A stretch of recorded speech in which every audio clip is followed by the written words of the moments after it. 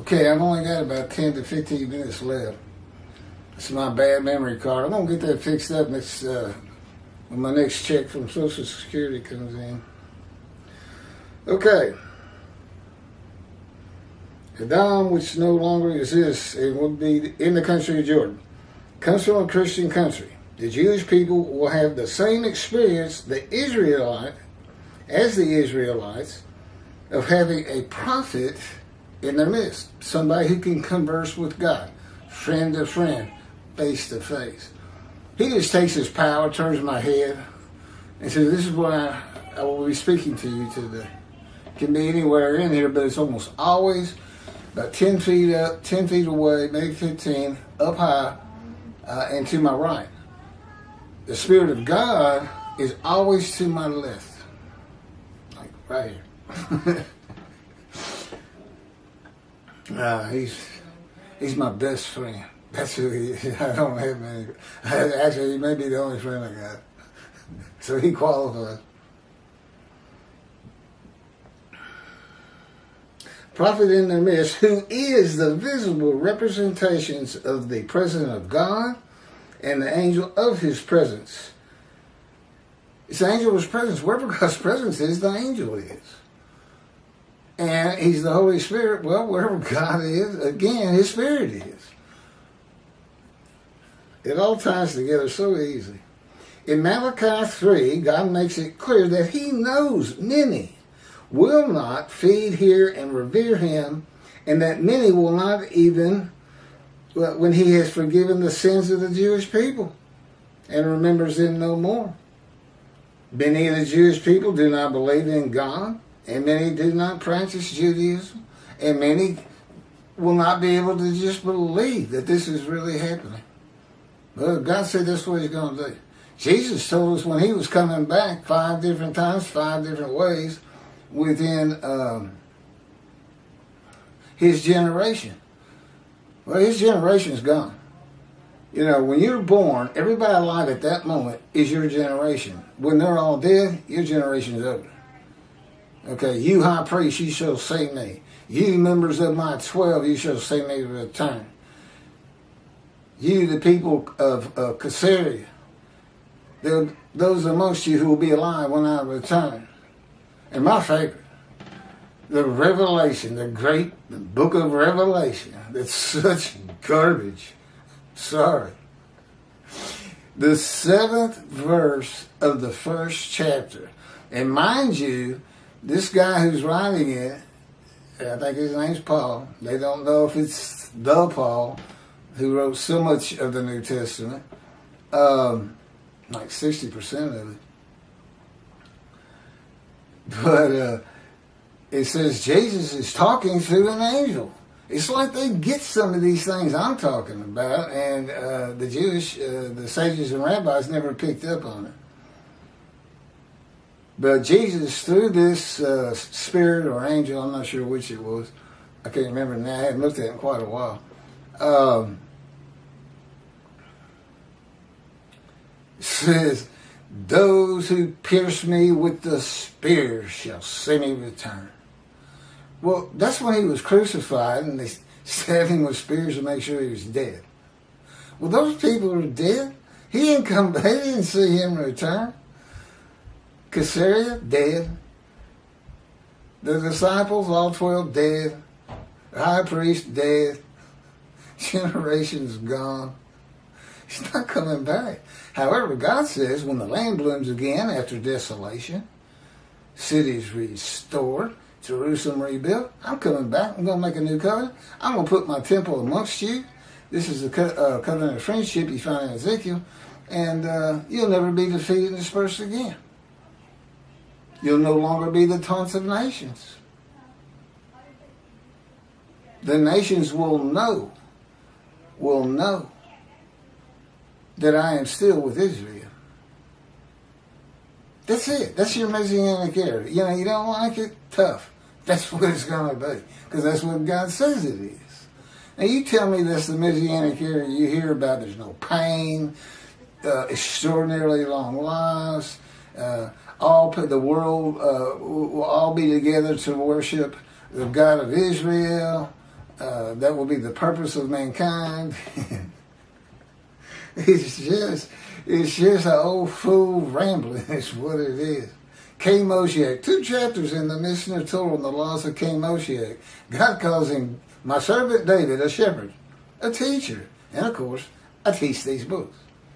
Anybody wants to get in the scroll of remembrance that's a rabbi, you're going to have to go to your flock and straighten Judaism out for me, as I'm doing it. Yeah, I don't know. I mean, most people out there aren't listening to me. I've got, 16,000 views the last 28 days, which is great. 750 to 1,000 a day. But that's counting all 50 videos. That's not one video. It's not like some of these other people who are really popular. But, it'll happen. When you go from ashes to riches, there's a journey. And this is a good part of it. And this is the kind of thing I enjoy, a challenge. And if you read my book, you'll see that. That my autobiographer, God, dictated. I said, oh, that's good. I like the way you're putting this together. I'm not a writer. I wasn't a religious person until God talked to me. And even then, I'm not religious. It's not like we go to synagogue every Saturday or celebrate Shabbat. By and large, he just has me doing stuff like this. I'm the servant. He says, look, you can't pray to me. You can't worship me. I said, that part you don't have to worry about. That's just fire from me. You're not going to get much worship out of me. And I know better than to ask you for anything. Yeah, I don't have self-will. I just kind of go along with, they'll say something like, you think you're going to watch that ball game tomorrow? I said, I'll know when I know. I don't need to think about it right now. Either I do or I don't. I shall endure, God. It's kind of how our conversations go sometimes. Okay. Almost done. In a bit of a hurry.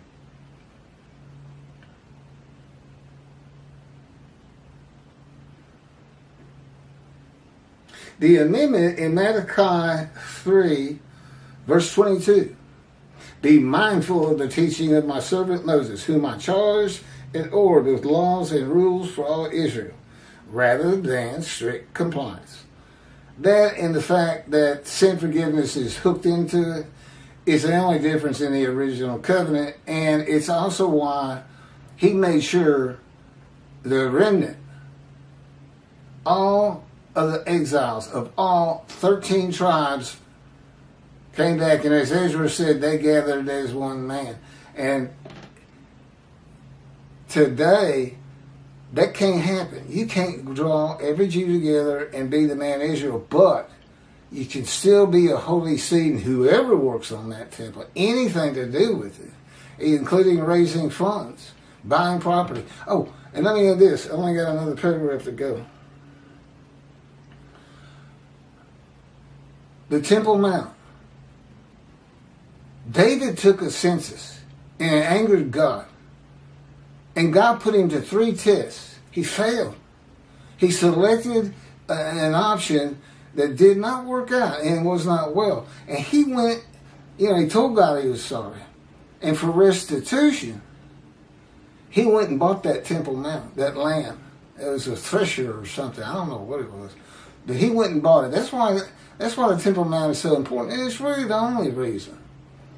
Just because there was a temple there before doesn't really mean that much. But David did buy it. Well, here's the thing. I'm the twig of the shoot, of the stump of Jesse. Okay?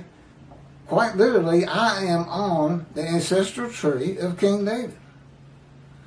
I'm a lawyer. I was a lawyer. God had me stop practicing the first 2 weeks. He said, you're not practicing law again.